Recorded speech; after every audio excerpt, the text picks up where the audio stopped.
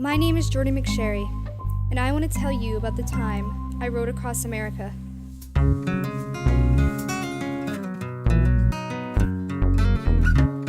There were 25 of us from different parts of the country. We came together for an incredible journey. We were going to cycle 3,800 miles across America. We were riding for those kids who can't. We were riding for boys who have Duchenne muscular dystrophy. We were riding for my brother Jet.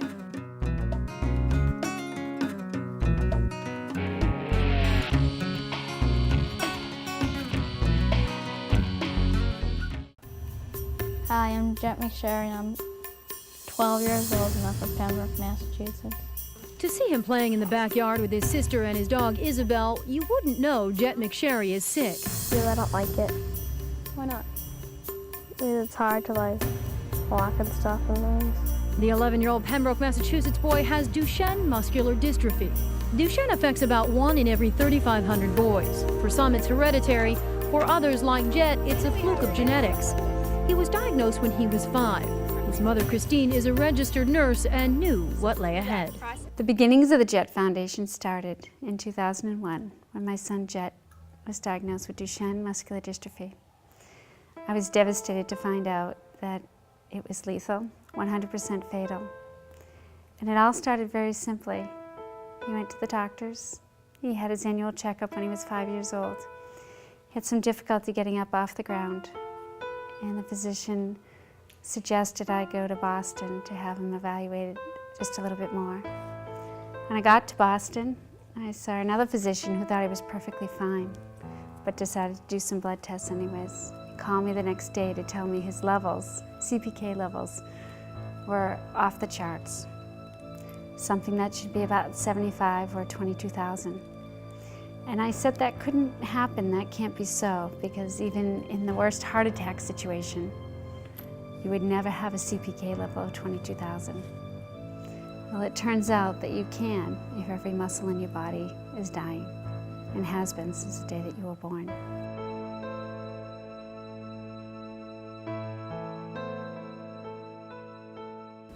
The public awareness of it is, I think, showing gains of recent, and it actually is remarkably common. 1 in 3,500 live-born males is not a rare disorder.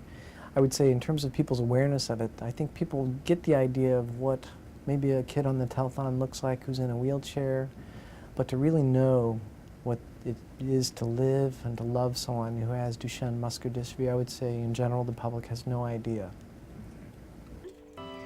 There you go. You want to walk?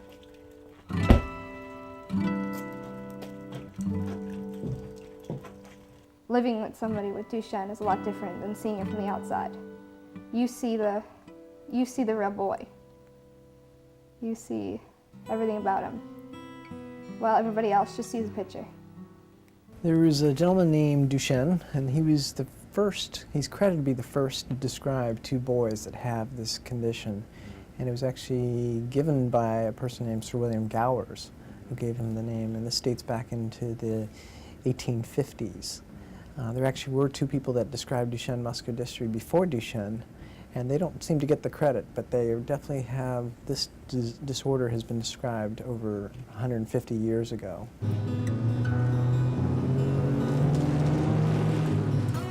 I told the story of the Jet Foundation as Christine McSherry told me, and I shared that with young people in our group, and they immediately made the connection between boys that can't ride and the boys that could ride, or the young adults that could ride. And from there, their imaginations ran wild, and they were able to put together what we have today.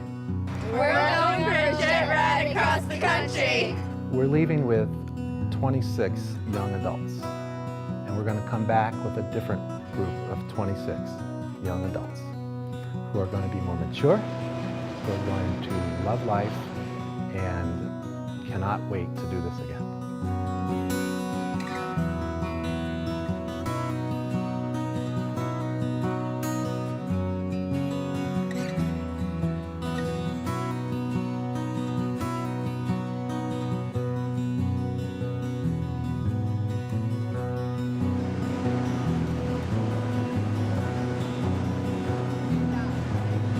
I think it was very heartwarming at the beginning. I was with them when they dipped their back tires in the beach at Seaside, Oregon. That was very exciting for us.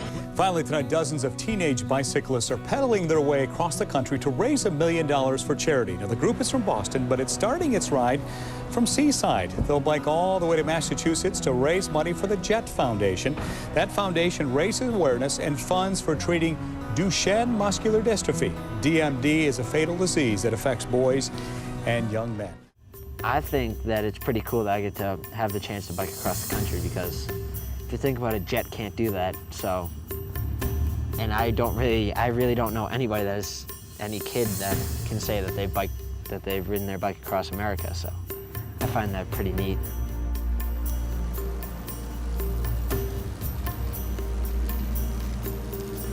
My friends honestly didn't believe me till they saw me packing my bags and they saw my airplane ticket, and they thought I was insane. And then I actually knew at the beginning of my junior year about this trip, so I told some of my teachers. I probably told like my history teacher and like my grade books teacher, and from there, like, I swear the whole faculty found out, and everywhere I went I was just known as the girl who's riding her bike across America.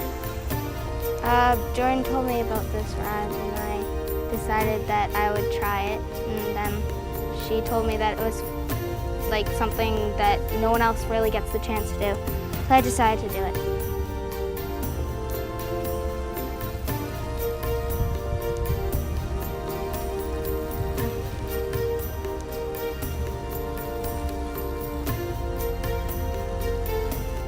After pedaling 80, 85 miles, 100 miles, everything hurts. Like, don't let anybody ever tell you nothing, like, you get used to it. You don't get used to it. Everything hurts. And pains and aches come and go, and it just something always hurts.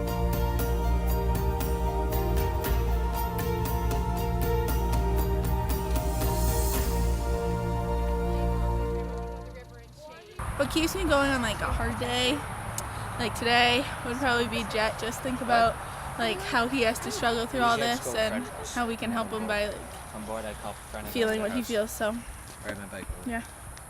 My friend Caroline, she did that.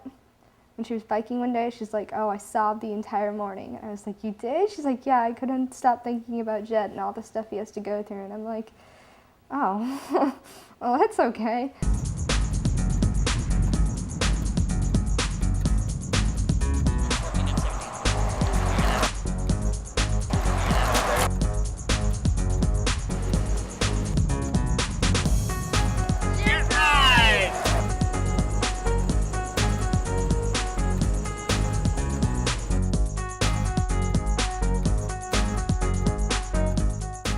So I read this and decided that this is really what we should share for tonight, our shared story. So Pamela, she writes, I would like to take this opportunity to thank you for your beautiful and informative website. We found out 12 days ago that my almost 5-year-old grandson, born on September 12th, has Duchenne. I'm at a loss for words to describe the pain we felt for this tiny boy. His parents have taken him to numerous doctors throughout his life and gotten no definitive diagnosis until now. We are fortunate that we're near Atlanta and therefore Emory Hospital and some of the best specialists for MD in the country, but we're still scared. We don't know what Danny is going to have to face during his life. I can't imagine what that would be like. How helpless they must feel. I knew exactly what Duchenne muscular dystrophy was, and when we found out that it was definitely Duchenne, we were devastated by it. When the doctor looked me in the eye and told me what Wyatt had, there's just this profound sadness that is hard to describe. There was anger, there was denial. I think the most difficult part is the fact that these boys were once riding a bike, they were once playing baseball, they were once playing soccer, And now they have to ask their parents why they can no longer do that. Slowly but surely, usually from the ages 5 and up, everything is stripped away. One of the most challenging things for me is to watch my son eat pepperoni pizza. It's his favorite. And I don't know how someday I'm going to tell him that he can no longer eat it because I'm concerned that he'll choke. Again, his muscles and his esophagus eventually will weaken to a point where he may not be able to enjoy those things. I love this. Oh my, it's mine broke. These are like carnivores here. Let me fix that up a little. There we go. It's all about the food and the riding. We discourage a lot of physical movement because when you have a lot of physical movement, you're tearing up the muscles faster.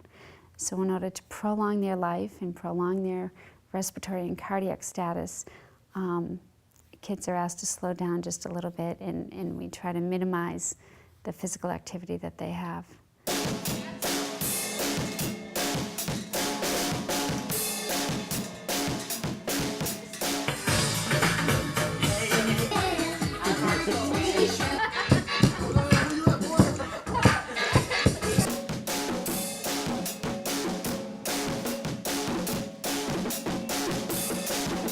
So, do you ever get tired of banging on the drums downstairs? No.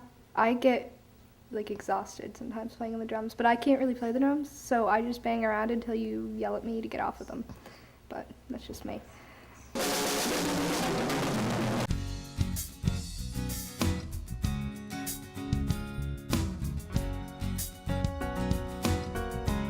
And then once we're in the park, please take the time to observe the wildlife, have a good time. It's not a rush. We have 50 miles. There's a climb after we come out of Old Faithful, but other than that, it's pretty easy riding for us. And so take your time. You don't need to rush. We have all day. I remember seeing amazing sights like Yellowstone and Mount Rushmore. At the same time, learning to adjust to the incredible heat and pain we felt all the time.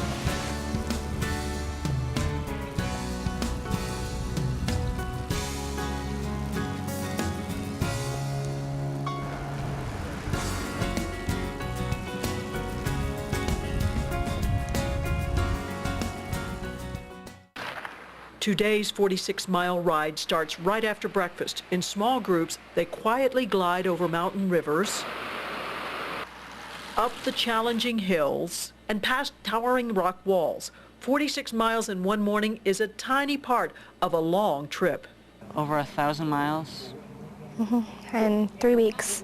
This group just came out of Yellowstone. They crossed the spine of the Rockies, and they're not even halfway to their destination yet. Hey guys, the official mileage is 1,013 miles. You ever thought you'd ride 1,000 miles on your bike? How many vibrators? 1,000. Yeah! But we have done over 1,000. 1,013 is the official mileage. Whatever you say, it doesn't matter. 1,013. The first 1,000 miles were tough, but they were busy and they went by really fast.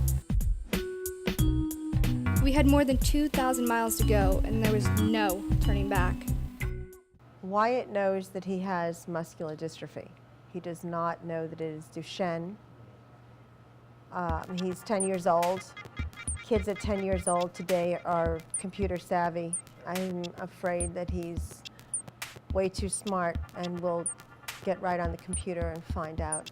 My son is on deflazacort, which is a European approved version of prednisone, which steroids are really the only approved medication for children with Duchenne muscular dystrophy.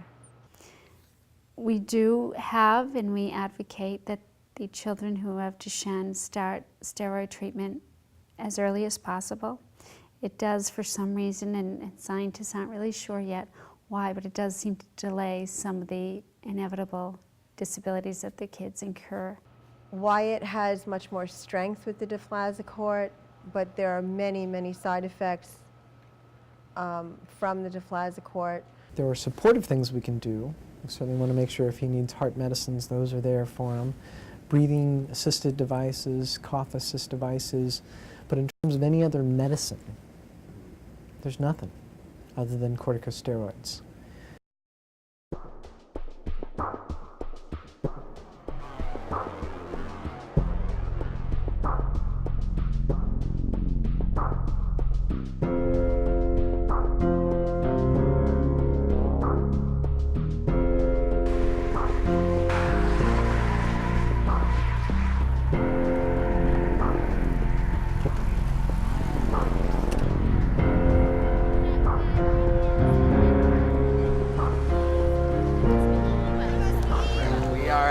Rushmore in South Dakota. We had a pretty tough climb coming up here, up and down, up and down. We got another one after this, but the Crazy Horse and Mount Rushmore are pretty cool, so national monuments. Yeah, as you can see back here, we have Washington, and then we go to Jefferson, and Roosevelt, and finish it off, we have Lincoln.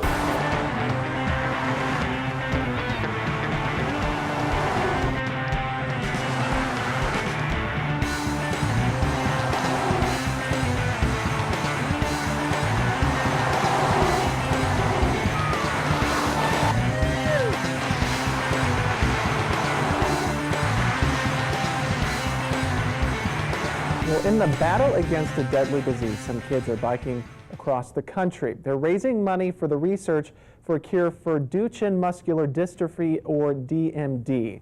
More than 25 cyclists are riding 3,800 miles from Oregon to Massachusetts. They stayed at the Howard Johnson in Rapid City today and will hit the road to Interior tomorrow. The Jettride is named after Jet McSherry, a child diagnosed with DMD. The teens, including Jet's sister, say that they ride for those who can't. I decided to do it because I thought it'd be a great opportunity and to help Jet. It's been amazing and hard and excruciating, but it's been worth it. What's the toughest part about riding through the Black Hills? The heat. Yeah, the heat probably.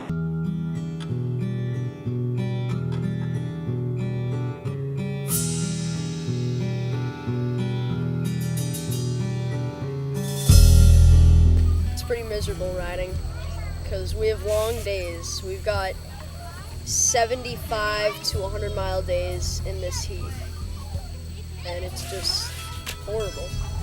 I heard that it was 110 in the shade, so it was pretty hot. You're right. There's nothing. I've seen a dead snake and about 200 flies. Oh, and dead rabbits. And like 2 dead rabbits that just, and dead sparrows. You gotta eat something. I don't feel good. You have to eat. Eat some bread, anything. You have to eat something. You're gonna die. Well, not physically die. Hot blasting headwind, like you opened up a stove and just stood in front of the stove. Except do that for, I think, maybe 40 miles, 44 miles on a 130-degree day. So it gets very tiring very fast. And so that day we actually got bussed in because of that heat.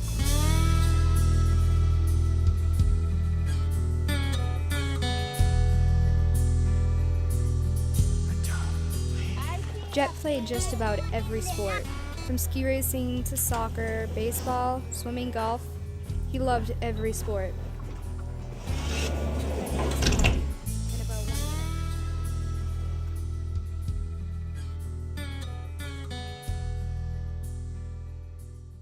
All the dreams of a boy of wanting to be an athlete, a professional athlete. It's a very prominent theme in this country. A lot of these boys are the biggest sports fans you'll ever imagine. They can't necessarily participate in the sports, but they want to be as close to it as they can. Well, there are many things I can't do, which I can't play sports, can't do anything, most things normal 16-year-olds can do. When I see my friends doing sports and dates, sometimes I feel happy for them. But most of the time, I'm either jealous or it reminds me of that I really can't do those things. But also as a father, you saw hopes, dreams dashed quite quickly. Simple things as to you know, growing up throwing the baseball with your son, or you know, taking him to, you know, football or baseball games, you kind of see a lot of those things kind of disappearing before your eyes when you hear about a diagnosis like this and the likelihood of his longevity and things such as that. To drive by a baseball field and see kids playing, and you wonder, what would he be like if he could walk? What would this be like? What would his life be like? And you can't dwell on it, but it's incredibly, incredibly difficult.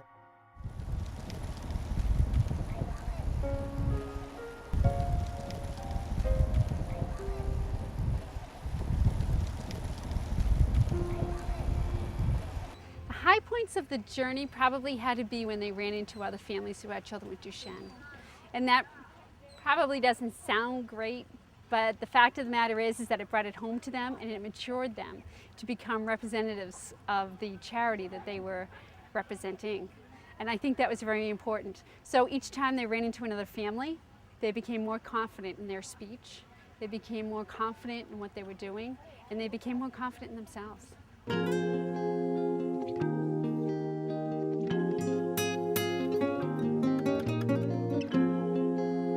So they can tell early on whether they have the gene or not. If it's already like in your, basically like in your family, yeah. They just did like a CK test. Oh, okay. And CK is normal, so they just said basically he's fine. How far did you travel to come here? Well, actually, we're from Brighton, so we're only about an hour and 15 minutes away. We just found out about it about a week ago, and so we're like, oh my gosh! And so we've just been excited. We met a couple other families. When we were in Lapeer, Michigan, a bunch of families who had kids with Duchenne showed up, and we got to play in a playground with them for about 2 hours. We got to have dinner with them and their siblings, and I met a bunch of little girls who were about around the same age that I was when Jet was diagnosed, and they were really cute, and they kind of expressed the same kind of concerns that I did when I was 8 years old. Well, I'm Jordan. This is Caroline. This is Megan. This is Danielle. That's Brandon. And that's Phoebe. Okay.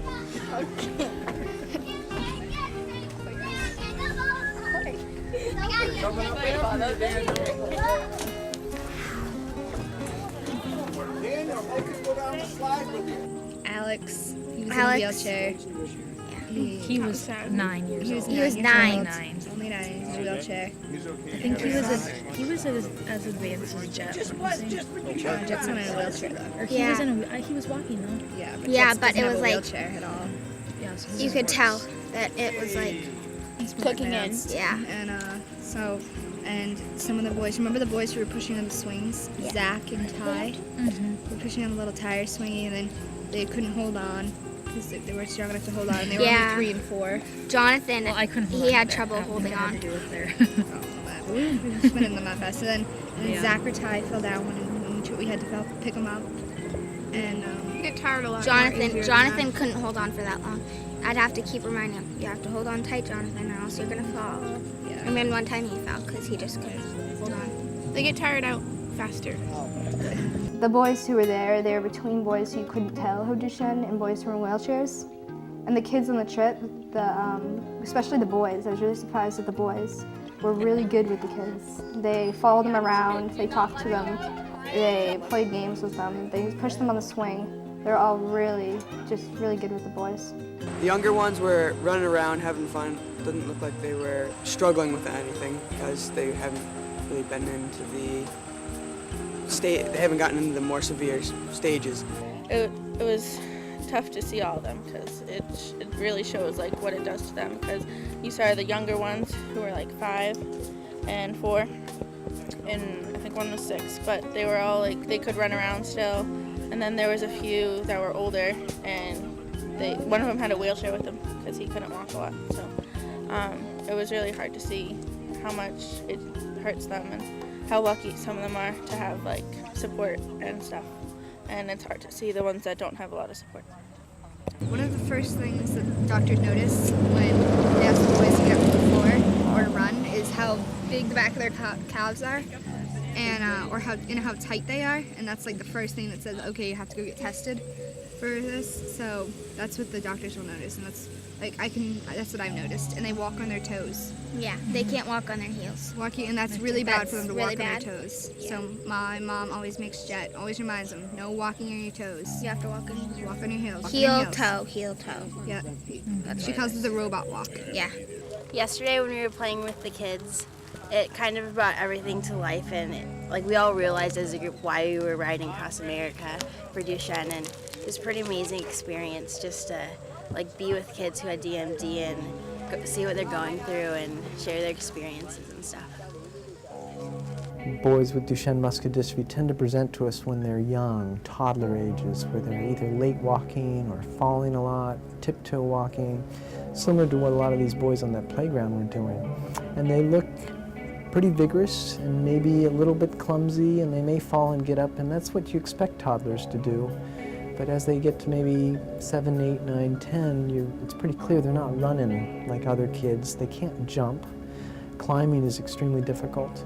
And usually by about 11, 12, the natural history of Duchenne is wheelchair dependence, where the falling becomes so frequent and being able to get themselves back up becomes so difficult that a lot of these boys are much safer actually when they actually do become dependent upon their wheels and their scooters.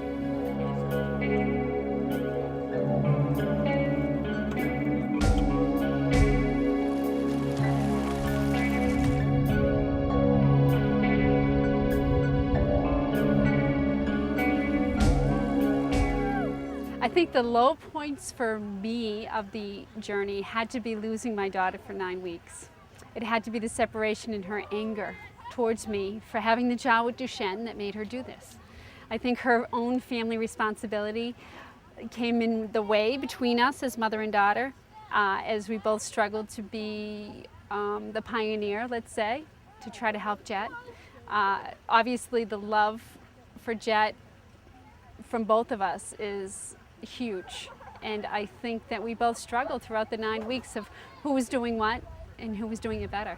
During the Jettride, I was angry at my mother for sending me on the trip, and I felt like she left me there without a lot of support. And I was angry, but I was really very busy and really tired, and I didn't think about it a lot. But when somebody brought her name up, I would get angry at her, and I didn't call her for like a month. I didn't want to talk to her. I really just didn't want to talk to her. I didn't want to talk to anybody. If I had to make some common themes about how it affects a family, I've been awed with how devastating news of this diagnosis can be for an entire family, an entire community, grandparents, aunts and uncles. I've seen situations where families have broken up because of this diagnosis. Some instances, certain ethnicities, when I mention the idea that it's an X-linked recessive disorder that comes by way of mom's side of the genes, I have seen some families break up, where a father who may not be as supportive as you'd wish wants to blame someone and blames mom. I've seen situations where grandparents went into florid clinical depression over their grandson having this diagnosis. I've seen situations where siblings became so upset and distraught that many of them needed counseling, and in some cases, medical therapy. When we discovered that Wyatt had Duchenne, I also realized that my idea of what a family should have happen, which is to come together, was actually the opposite, and my family actually was torn apart. Well, the impact on the family when you have a child with Duchenne muscular dystrophy, in some sense, everyone in the family grows up probably a little quicker than you'd really want them to. I know that Nick's sister Alex has probably grown decades upon what she really should have been. First of all, when you learn out that you have a sibling that has a devastating disease, things like the lifestyle and longevity, those are things that young children really shouldn't have to know about at that age, and she's had to learn about that at her early age. But even just the day-to-day things where I know in our house, she had to go get Nick a glass of milk, so someone has to help us out. Take Nick's dishes and put them in the dishwasher, or go get him a straw so that he can actually drink out of the cup himself. We have to cut up his meat for him. And then the kids all take turns doing that. So these are things that, you're looking at, 13 to 16-year-old children that are having to do adult-like things. So it does have an impact. It has been hard. I am a single parent and divorced, and part of the reason, obviously, our marriage probably fell apart was because of some of this. There were other issues before that, but I think if you don't have a strong marriage going into something like this, it can't survive. And it wasn't strong enough, and the kids are better off now with us being in separate places. I think I've actually handled this better emotionally by myself. So I'm a mother of a child who has Duchenne muscular dystrophy. If I ever knew that this was going to be the path that my life would take, would I take it again?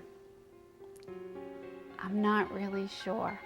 Some days, yes, because I've met some amazing, wonderful, generous people. And some days, no, because it has to be one of the hardest roads that there is to go on.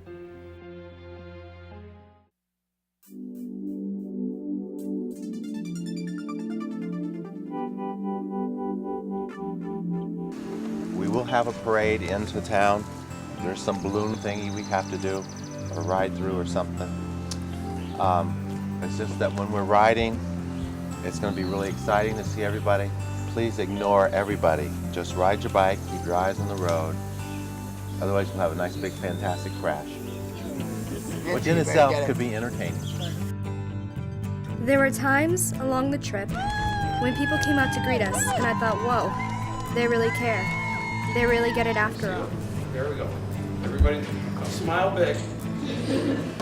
And there were other times, like when we were at the Mall of America, when I felt that nobody cared, nobody got it, and things would never change. Why are you drinking a smoothie when you can learn about our ride across the country? The Mall of America, I sort of expected that much, I guess that I haven't seen as much support for the Duchenne community as for so many other charities. And I looked between, I don't know who they were, but some MTV rappers or something were on the other side of the mall. And I remember going over there and looking down at them, and there were so many people signed up. I didn't even know who they were. They were all lined up to get autographs.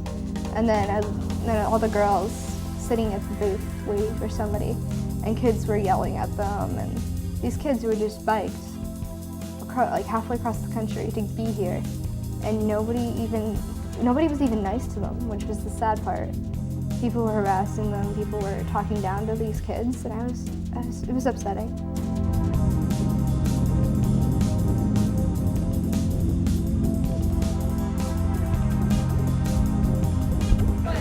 Okay, first of all, I have to survey a few people. Caroline. Yes? Are you staying or are you going? Stay. Quiet. I'm staying. I was so excited that Caroline was staying. I had to beg her to come in the first place. I never thought she'd stay the whole time.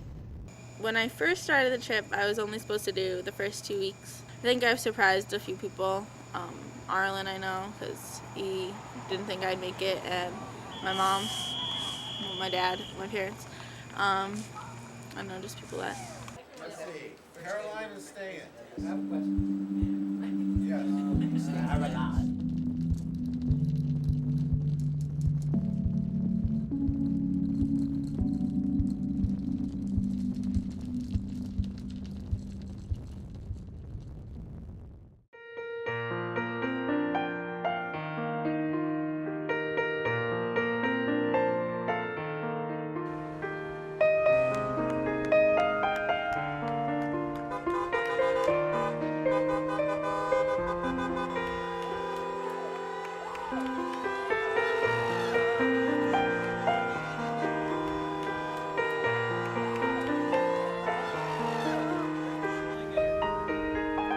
I also made new friends, like Jillian, who went out of her way to make things happen. Jillian arranged for a fundraiser in her hometown. It Well, we're here for my fundraiser, and there's a lot more people here than we expected, so we had to set up some extra tables. But everyone's here for lasagna dinner, and then we're gonna do a little presentation, so hopefully it's worth the turnout.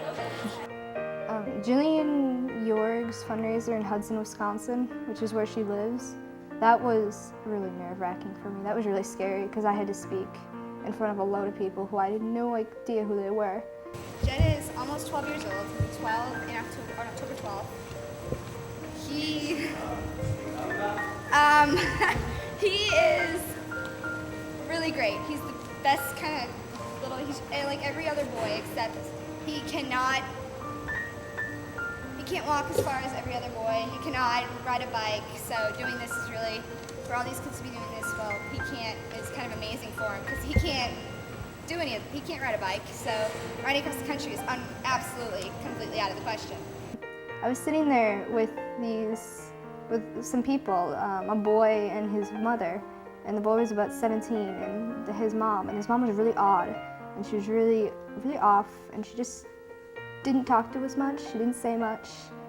Her son looked at his hands the entire time. He didn't say anything. We thought, me and Jillian were just like, oh, what's with these people? Why are they here? And then I went up and I spoke in front of all those people, and I was so nervous and I was so terrified. And I sat back down, and then as she was leaving, she told me that she had 2 sons with Duchenne who died so many years ago. I don't know how many years ago, but she had 2 sons, and she had driven all this way just to see us because she'd heard about us, and she didn't know who we were. She didn't know if we were real or not, but she had driven all that way just to hear a little bit about us and what they were doing for Duchenne. And it really hit me that it was just so amazing. I also remember thinking that my brother will never be able to experience these things. Certainly not in the way that I did.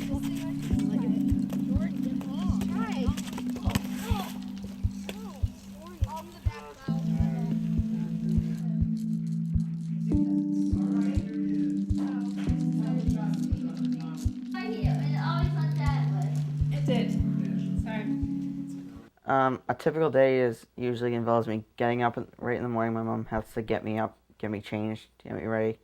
Then I have to use a special lifting device to get me into my wheelchair. And I go through many phases of trying to fix my pants and shirt. And then I have to go brush my teeth and usually have breakfast, which my mom feeds me. Then I go to school. I have a full-time aide, so that helps. When I first met Nick Larkin at the Jettride reunion, it was hard for me at first to even be in the same room with him because he had the same disorders my brother did, and I never wanted to see my brother in that much pain. I never wanted to see him like that. But after you get past what somebody looks like or what their disorder is, you see they're just like everybody else, and he has a personality. And he's funny, and he has a life, and he has friends. You just have to look past what people look like. I am now using a breathing device. That's another thing added that we have to do. And then in the middle of the night, I need to be repositioned a couple times. So it's pretty much a 24-hour job for my mom, having to deal with all this. Watching every day your child lose his ability and asking you questions along the way about why he can't throw the ball like he used to, why last year he could get out of the swimming pool and this year he can't. Mom, it's okay if you put my bivalve night casts on at night because I don't want to end up with my feet, the way that you've shown me that they could go.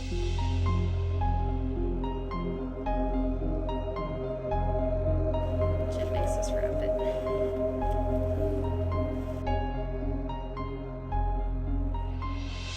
Stretching him every night, every morning before he goes to bed. 3 hours in the morning, 3 hours at night of care. Is probably the most difficult job anybody could ask for.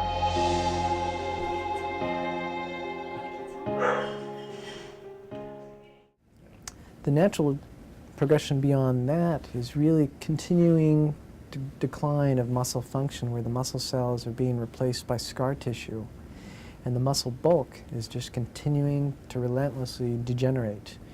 And when you get into late end stages of Duchenne muscular dystrophy, which may be in the late teens, 20s, really you're dealing with the muscle tissue is no longer muscle.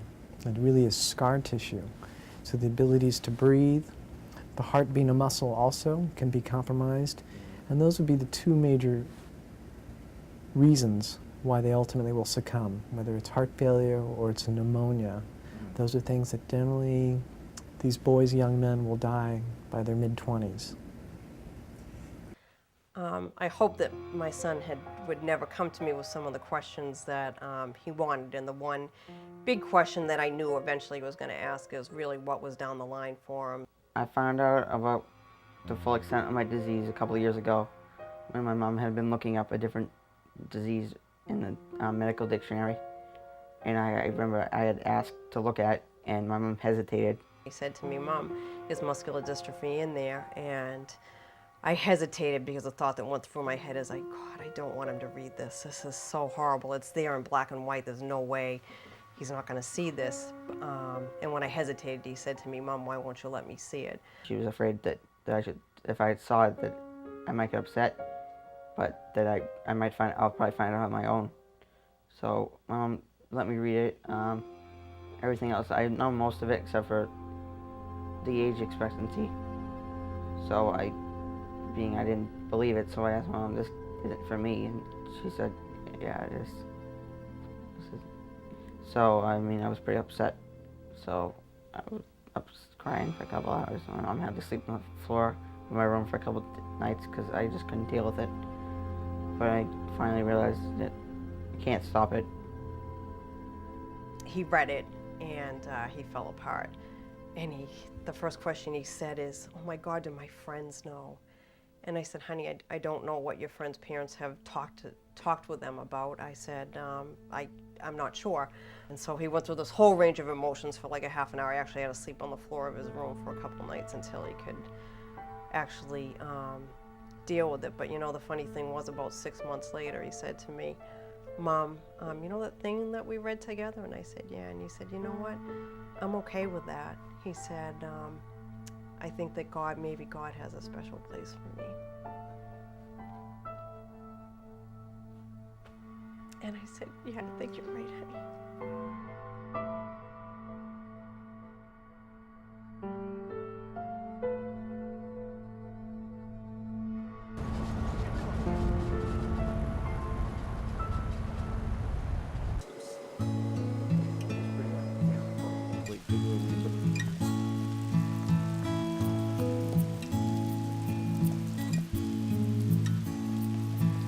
What you can't tell here, though, is whether it's up or whether you're up it. My sense is you're going down because it's green here and no trees here. So it's probably got trees up here on top. You thought yesterday was miserable. Whoa, wait for today. I, BTH, which stands for Brandon Terrence Hall, will give everything to Aaron David Phoebe, which is me. When I die, today, because I freeze on my back and I tip over. Put that back. Rain, rain, thunder, thunder, jet riders won't go under. Let's go, jet riders.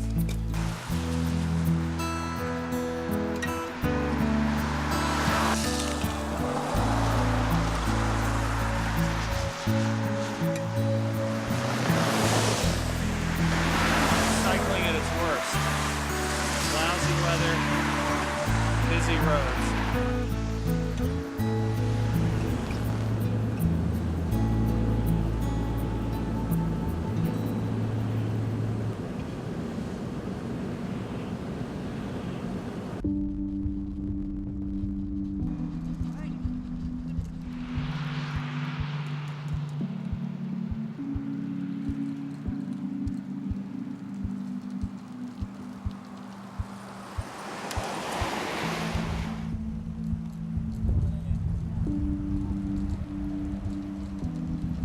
I'm really looking forward to going home. I miss my house so much. I miss my bed. I miss being able to like go to like the refrigerator and get whatever I want out of it. And my computer. Yeah, we're gonna. I'm going to our house going to my house for the weekend. We're getting breakfast, lunch, and dinner in bed. And we are going to make. I'm gonna make Facebook. She's gonna make MySpace. I'm gonna make MySpace. And we're gonna print out Watch all Sex and the City, Grey's Anatomy. And we're going to print out all the pictures from. At least I am. I don't know what you're gonna do. Print out all the pictures from the trip.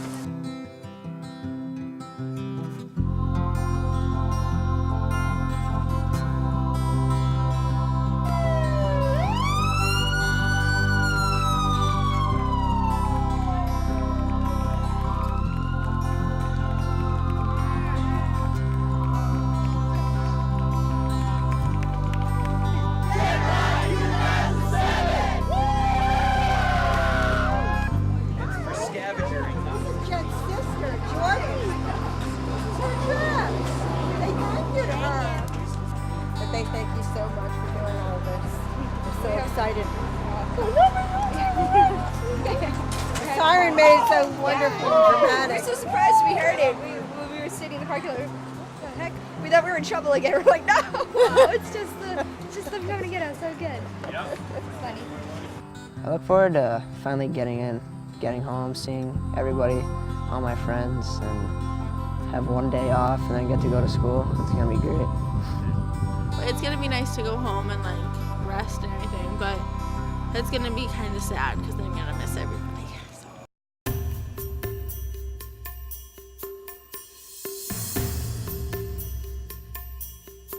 What did you do during your summer vacation? Read a book? Go to the beach? Ride your bike? Across the country? That's exactly what a determined group of teens did to raise money and awareness for Duchenne's muscular dystrophy.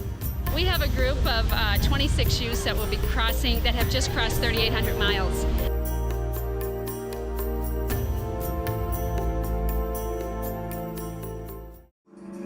How long have they been on the road?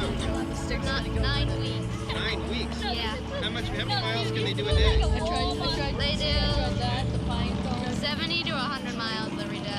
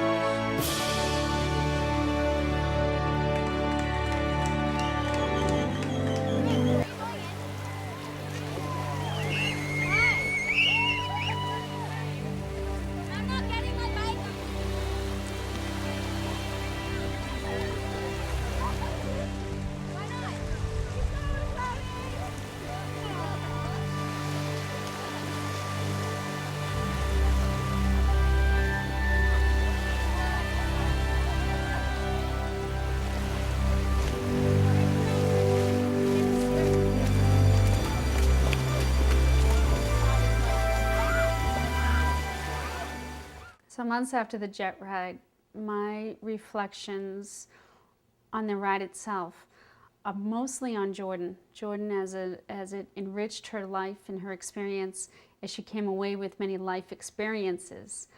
Best friends were made. She put herself physically through things that she never thought she could accomplish, that I didn't even think she could accomplish. And she really proved to herself and to her friends, her community, that she could get this thing done. And she did it. The bike trip changed me in a way that a lot of people can't understand. It really matured me a lot. I never expected that I would like it as much as I did. All the complaining that I did and all the whining and all the saying how much I didn't want to be here now it just seems ridiculous. The bike trip hasn't changed the relationship with my brother that much, really. He's still my brother. He still loves me just as much as he did before the bike trip, and I think that he still loves me even if I hadn't done the bike trip. It wouldn't have made such big of a difference to him. The Jettride was a huge success in creating a catalyst for us to have a platform in which we could then say we needed care for our boys. I was a huge advocate of trying to create a place where boys could go and it would be a safe haven, a place where boys could go and they would get the care that they needed. I felt very discouraged time after time, going into hospitals, looking for the care that I wanted for my son and leaving the door the same way as I came, without anything. So the Jettride was able to provide a voice for me to enter into Mass General Hospital and offer them something that nobody else had, and that was the creation of a multidisciplinary clinic, along with a wonderful physician and a researcher. So I wonder if I would ever do the Jettride again. And it's a really open-ended question. It's a difficult one that I think about often. I think I would do it again, but I would do it differently. I think knowing the obstacles that the kids endured, the obstacles that I came across, just in our planning, we would do it differently, but yeah, we would do it again. We would cross the country again. We would spread the word about Duchenne. We would ride bikes for kids that couldn't ride. And we would allow these kids to live a life that they couldn't normally live, both the riders and our boys with Duchenne. And all the times that we said, oh, we're never going to do this again, and now all we can think about is doing it again. And all we can think about is everybody there. And it just really matured me, and it made me think about the rest of my life and the future, and not so much in the present and what's going on right now. I can't help but wonder sometimes what my brother would be like if he didn't have muscular dystrophy. What does the road ahead look like? I don't know. No one can know the future. I do know that I have hope. Today counts.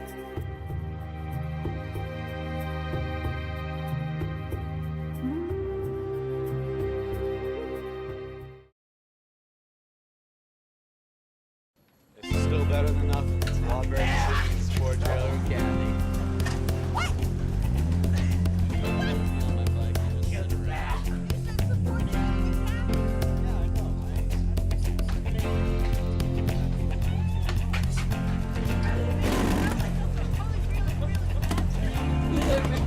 I'll get Chunky Monkey. No, wait. Chubby Hubby? I'll get Chubby Hubby. Anthony, you want one? Yeah, $2. I get an allowance, yeah, right. My parents are like, whatever. Haven't been too steep, but they just take a long time to climb. And the table just fell over with all the snack food on it. Knock the table over. Gianna! I will help pick these ones up.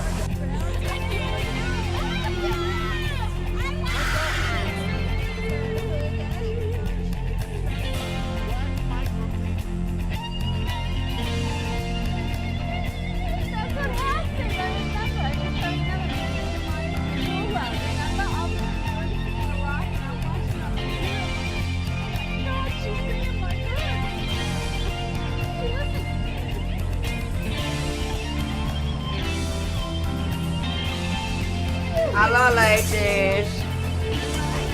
I have a question for you. Which one is my eyes under? Wait a minute, I'm trying to think. Such a bad idea. Which one are my eyes under? No? This one. Because these are mine. They're under this one right there. See, look. Now which one are my eyes under? Someone